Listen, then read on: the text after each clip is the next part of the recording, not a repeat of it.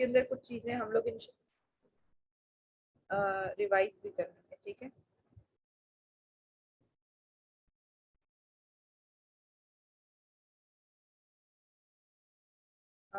मेरा थोड़ा सा इसका प्रॉब्लम भी है।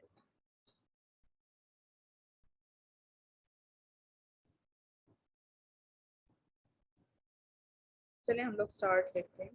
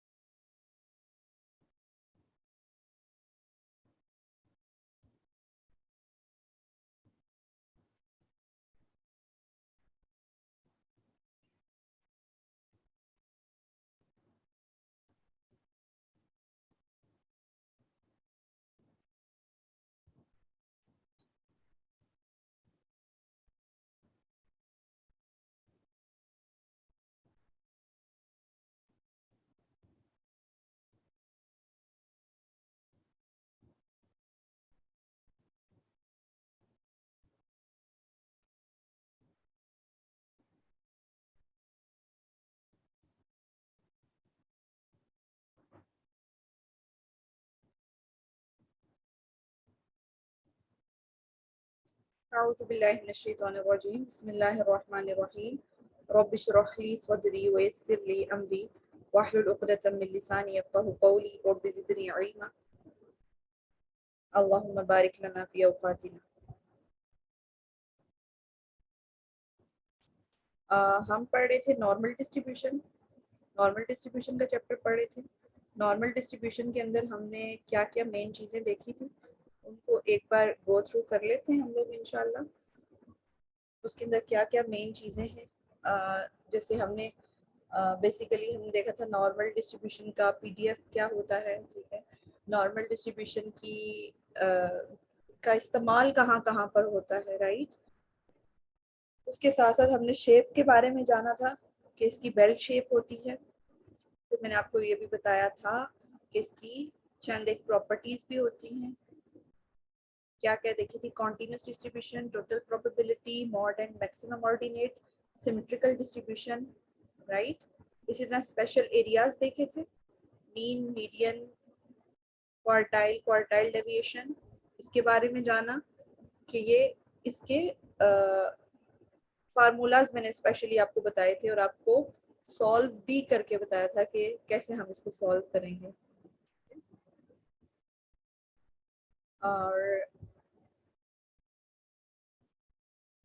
यहाँ पर जैसे ये क्वार्टाइल डेविएशन का ये फार्मूला था, राइट। इस तरह हमने कुछ और भी चीज़ें इसमें देखी थी, जैसे वेरिएंस है, स्टैंडर्ड डेविएशन है, मीन डेविएशन है। ये मीन डेविएशन का ये फार्मूला है, राइट। और इसके अंदर मैंने आपको सिग्मा की वैल्यू पुट करके दिखाई थी कि कैसे आप इसको कर सकते हैं। यानी अगर सिग्मा कोई भी हो, यानी सिग्मा 15 है, 14 है, आपको सिग्मा गिवन है, तो उधर से मीन डेविएशन और इसी तरह आप क्वार्टाइल डेविएशन की वैल्यू डाल सकते हैं, पुट कर सकते हैं। ओके, चलें फिर हम आगे देखते हैं मोमेंट्स एंड मोमेंट्स रेशियो। फिर इसी तरह पॉइंट्स ऑफ इन्फ्लेक्शन देखा था और बाकी प्रॉपर्टीज देखी थी। और फिर इस तरह मैंने आपको नॉर्मल कम्युलेटिव डिस्ट्रीब्यूशन फंक्शन पढ़ाया था, ठीक है, सीडीएफ पढ़ाया था, राइट, कि इसका जो सीडीएफ है वो क्या होता है। फिर इसी तरह हमने देखा स्टैंडर्ड नॉर्मल वेरिएबल और इसका मकसद क्या था। स्टैंडर्ड नॉर्मल वेरिएबल का मकसद क्या था ये मैं आपको बता चुकी थी कि हमने अपनी आसानी के लिए किया था, राइट। आपको पता है बहुत मुश्किल होता है ना उसका पीडीएफ, आपके लिए करना आसान नहीं होता। उसके साथ साथ हम जितने भी टेबल्स पढ़ते हैं वो हमें किस शक्ल में मिलते हैं, स्टैंडर्डाइज्ड फॉर्म, ठीक है। यानी आपको स्टैंडर्ड नॉर्मल रैंडम वेरिएबल का ही टेबल मिलेगा। फिर इसी तरह स्टैंडर्ड नॉर्मल डिस्ट्रीब्यूशन क्या होती है, आप आप सब जानते हैं कि z किसको फॉलो करता है, नॉर्मल डिस्ट्रीब्यूशन को with 0 mean and 1 variance, right. फिर इसी तरह हमने standard normal probability density function भी जाना था कि ये क्या होता है। फिर इसी तरह मैंने आपको ये बताया था कि ये असल में क्या है, इसको आप एफ ऑफ जेड भी लिख सकते हैं, ठीक है, जिसको आपने एक डिफरेंट फॉर्म में लिखा हुआ है, आप इसको एफ ऑफ जेड भी लिख सकते हैं। लेकिन ये जानना क्यों ज़रूरी है कि आप ये फंक्शन है या ये पीडीएफ है, इसलिए कि ये वाली जो शक्ल है ना, ये जो आपको शेप नजर आ रही है, सीडीएफ के लिए भी इसी तरह की यूज होती है, लेकिन ऊपर नीचे यूं 2 लाइंस होंगी, ठीक है। तो आपने इन चीजों का ध्यान रखना है कि वो सीडीएफ होता है और ये आपके पास फंक्शन ऑफ जेड है, या आप ये कह लें कि ये आपके पास पीडीएफ है, ठीक है, ये पीडीएफ है। फिर इसी तरह हमने कुछ थ्योरम्स पढ़े थे, ये भी अल्हम्दुलिल्लाह हम लोग कवर कर चुके थे। एक्सरसाइज 10.1 तक आप लोगों को मैं कंप्लीट करवा चुकी थी। उम्मीद है कि आप सब एक्सरसाइज 10.1 कंप्लीट कर चुके होंगे और ये एग्जैक्ट वो ही सारी चीज़ें हैं जो मैंने आपको क्लास में कराई हैं, और ये मैंने आपको बताया भी था कि किस तरह से आप इस एक्सरसाइज को करेंगे। अगर आपको एग्जांपल्स अच्छे से क्लियर हो गई हैं तो इंशाल्लाह एक्सरसाइज भी अच्छे से क्लियर हो चुकी होगी, और आपने नेक्स्ट क्लास से पहले पहले ये एक्सरसाइज मुझे चेक करवानी है। मैं ग्रुप ओपन करूंगी, वहां पे आपने ये करके क्वेश्चंस भेजने हैं, ठीक है। अगर आप में से किसी के पास किताब नहीं है तो काइंडली पीडीएफ डाउनलोड कर लें और ये मुझे चेक करवाइएगा, ठीक है, क्योंकि प्रॉपर मैं आपको फर्स्ट क्लास में करा चुकी हूँ। चलें, आज का जो हमारा टॉपिक है वो है use of standard normal tables for any normal distribution, ठीक है। आपने किस तरह से टेबल्स को यूज करना है, ठीक है, स्टैंडर्ड नॉर्मल टेबल्स को। ये वही टॉपिक है जो मैं आपको पहले करवा चुकी हूँ, ये अगेन इन्होंने रिपीट किया है, लेकिन हम भी इसको रिपीट में पढ़ेंगे, छोड़ नहीं देंगे, ठीक है। जी बेटे, आप लोगों को कोई प्रॉब्लम, किसी ने कोई बात करनी है? अच्छा, कोशिश करें कि अपने अपने माइक को म्यूट रखिए, ओके। सुमेरा अजहर है, आप अपना माइक करें बेटे।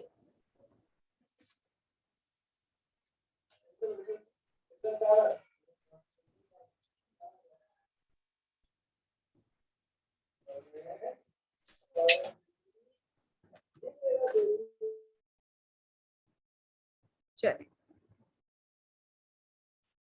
तो जो हमारा टॉपिक है वो क्या है, use of the standard normal tables for any normal distribution. अब कैसे हम किसी भी टेबल को, नॉर्मल टेबल को हम यूज कर सकते हैं नॉर्मल डिस्ट्रीब्यूशन के लिए, उसका क्या तरीका कार होगा, वो इंशाल्लाह हम आज के टॉपिक में पढ़ेंगे, जानेंगे, सीखेंगे इंशाल्लाह, ठीक है।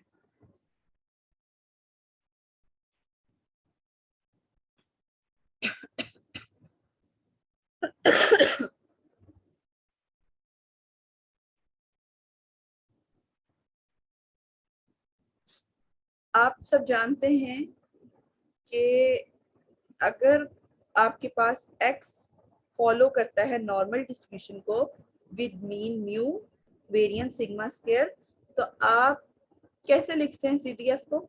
ये असल में कैपिटल एफ है, ये बात याद रखिए, कैपिटल एफ है, और कैपिटल एफ शो करता है सीडीएफ को, राइट। सीडीएफ से मुराद क्या है? Cumulative distribution function. क्या मुराद है? Cumulative distribution function.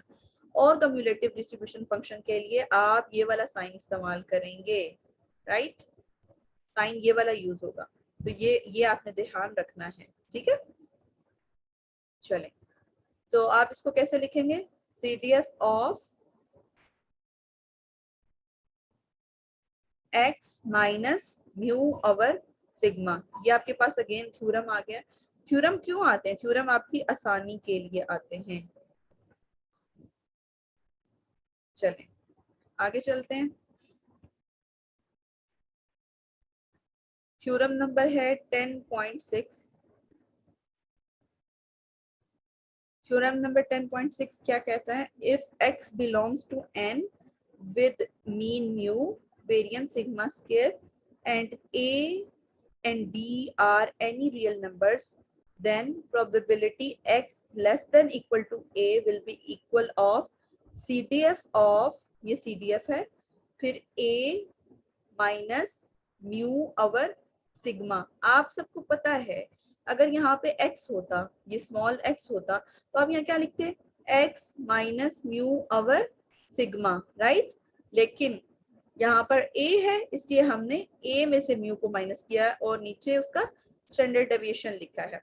और ये बात भी याद रखा करें कि यहाँ पे लेस देन इक्वल टू का साइन है, इसलिए हमने इसको CDF वाली फॉर्म में लिखा है। आगे देखें, अब यहाँ पे आ गया probability x greater than equal to a। अब हमने इसको 1 minus CDF of a minus mu over sigma कैसे लिखा है, क्या तरीका अपनाया है, ऐसे क्यों किया है, ये मैं आपको पहले भी बता चुकी हूँ, अगेन बता देती हूँ कि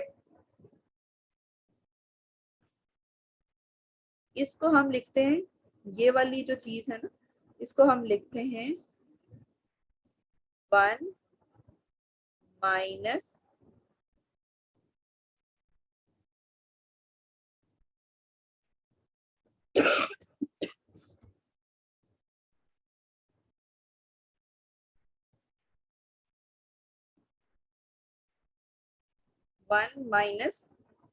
वन माइनस probability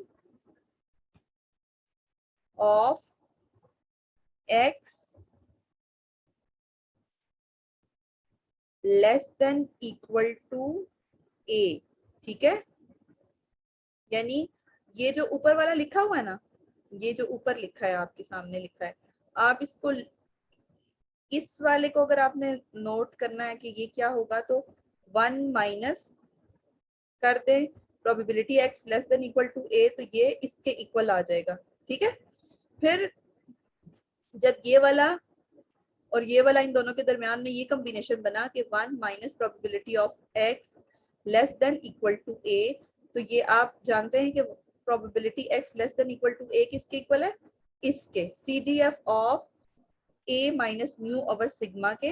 तो आप यहाँ पे ये वैल्यू डाल सकते हैं। ठीक है, फिर अगर इसी तरह probability of a less than equal to x less than equal to b आ जाए, तो आप क्या करेंगे?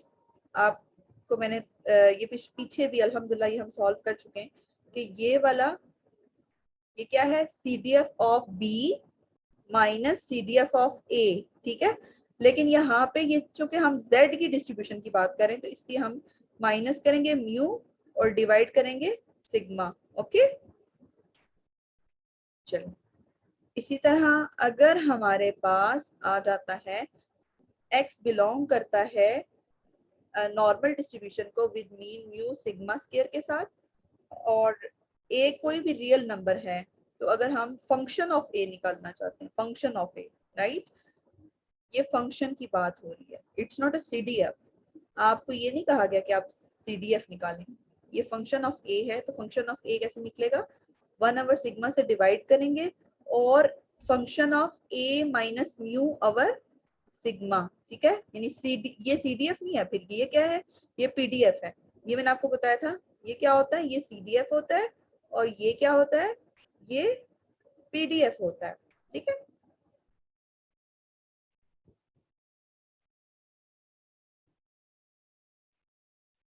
फिर अगला इसी तरह हमारे पास क्वेश्चन सॉल्व करके उन्होंने दिया हुआ है, छोटी सी एग्जांपल है, आप सब लोग इसको समझें। इट्स सो सिंपल, बहुत आसान है। एग्जांपल 10.6 है, अगर x नॉर्मल रैंडम वेरिएबल को फॉलो करता है विद मीन म्यू 40, ठीक है, और सिग्मा जो है वो 5 है, write down it's probability density function. देखिए ये क्या लिखा हुआ है, probability density function. It's not cumulative probability density function, it's probability density function. इसका मतलब है कि ये क्या है, ये पीडीएफ है, ठीक है। और पीडीएफ को आप किस तरह लिखते हैं, इस तरह लिखते हैं, ठीक है। Find the ordinate of its normal curve at x is equal to 42.5, also find its maximum ordinate, ठीक है। अब हम देखते हैं कि हम इसको बेसिकली हम इसको दो तरीकों से सॉल्व कर सकते हैं।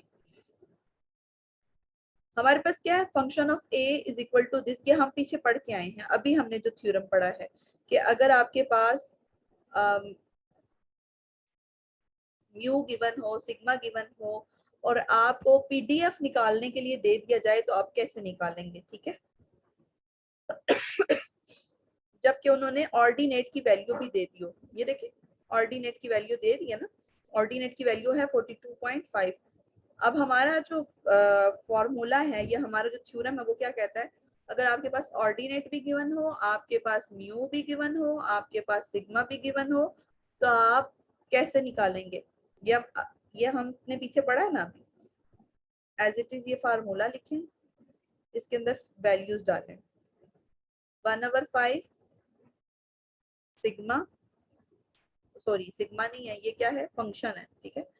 पीडीएफ है, PDF, it's not CDF, PDF of, ये ए की वैल्यू डालें जो कि मैक्सिमम जो आपको बताया गया ordinate of its normal curve, वो डालें, म्यू की वैल्यू डालें और सिग्मा की वैल्यू डालें। अब आपने क्या करना है, पीडीएफ ऑफ 0.5 आपने फाइंड आउट करना है। अब पीडीएफ ऑफ 0.5 आप कैसे निकालेंगे, कहाँ से निकालेंगे, टेबल 7 में जाएं, चलें अभी जाएं, आप लोग अभी जाएं, तलाश करें कहाँ पर है, चलें सलीका उम्मे विवा आप लोग निकालें, शाबाश जल्दी निकालें टेबल। जी मैम निकाल लिया है। ठीक है, निकालें आप, 0.5 को 0 में देखिए, 0.5 को 0 में देखिए,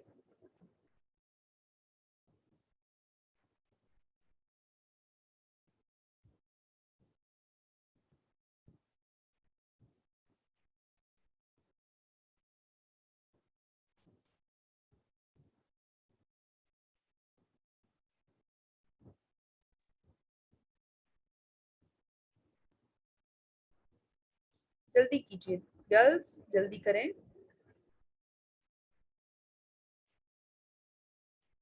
मैम 0.350 तो देखें सेम वही चीज आई है ना, ये देखें टेबल 7 के अंदर पीडीएफ की जो वैल्यू थी वो ये आई है। अब आप इसको डिवाइड करेंगे 5 से तो आपके पास ये वैल्यू आ जाएगी।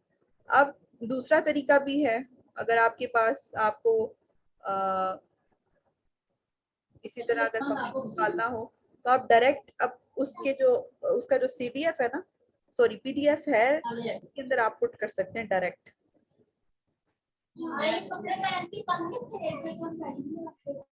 अच्छा बेटे आप लोग अपनी वॉइस बंद रखिएगा, ये आप लोगों की आगे भी शेयर होगी, ठीक है, तो आप लोग अपनी वॉइस बंद करें पीछे से।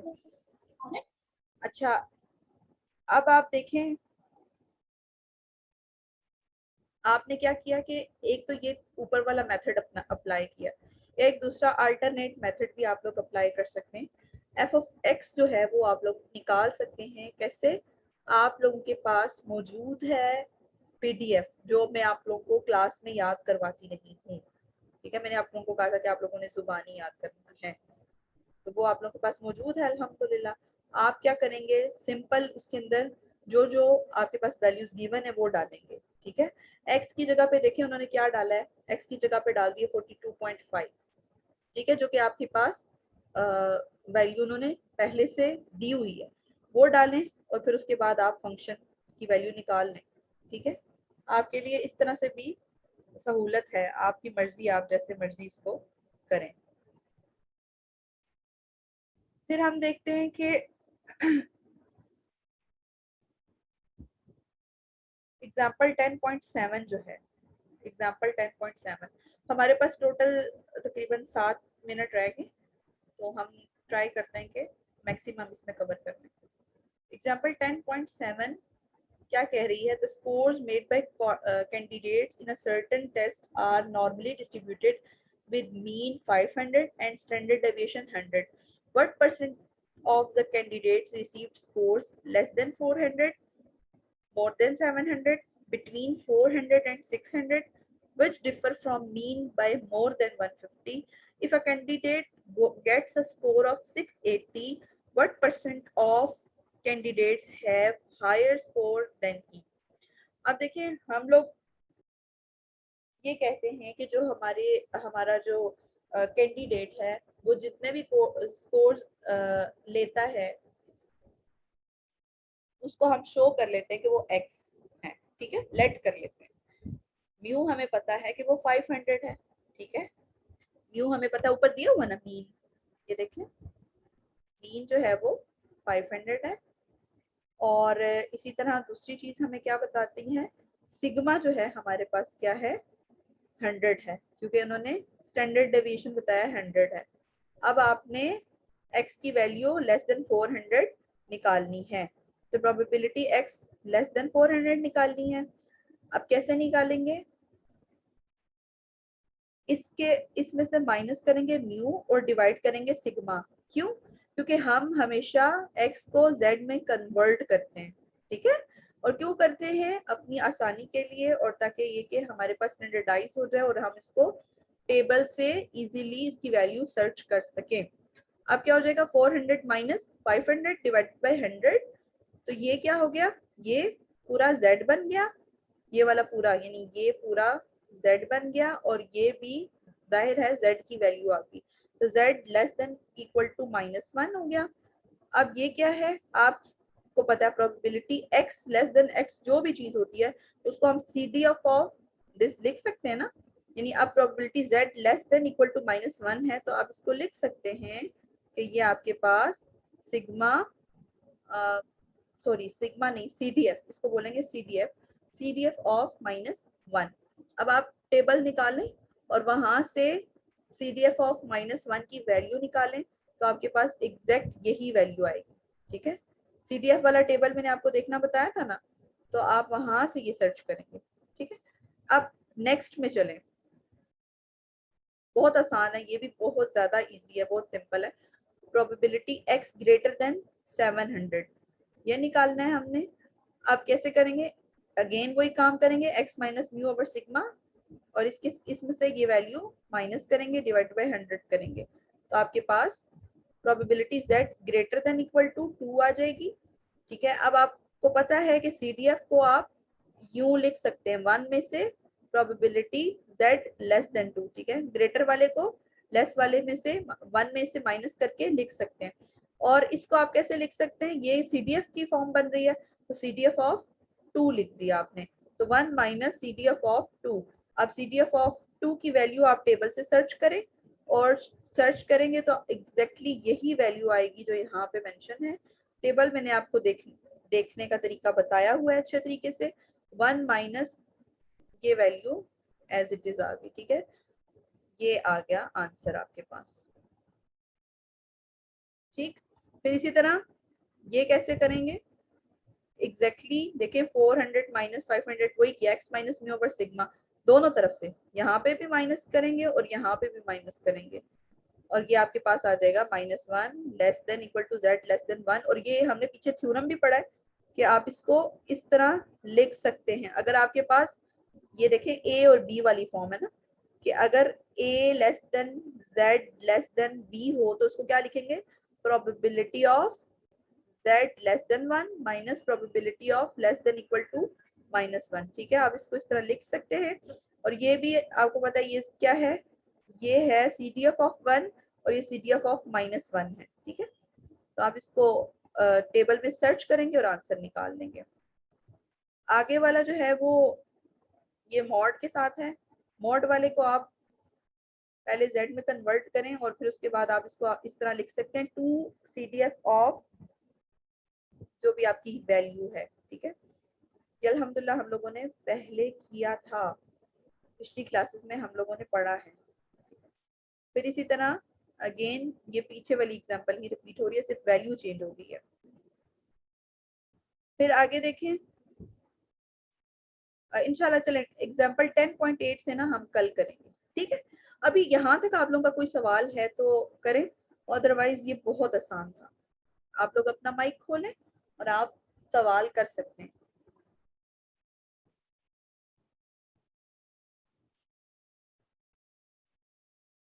जी गर्ल्स, नो मैम, कोई क्वेश्चन नहीं है, समझ आ गई है।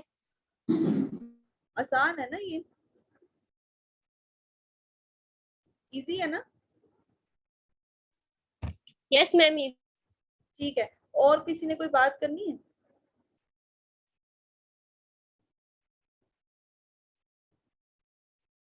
ठीक है, अलीशा ने अभी ज्वाइन किया है, अलीशा से कहिएगा कि मैम को पर्सनल में कॉल कर लें, इन्होंने इनको भी समझ में नहीं आ रही कि कैसे करना है, ठीक है।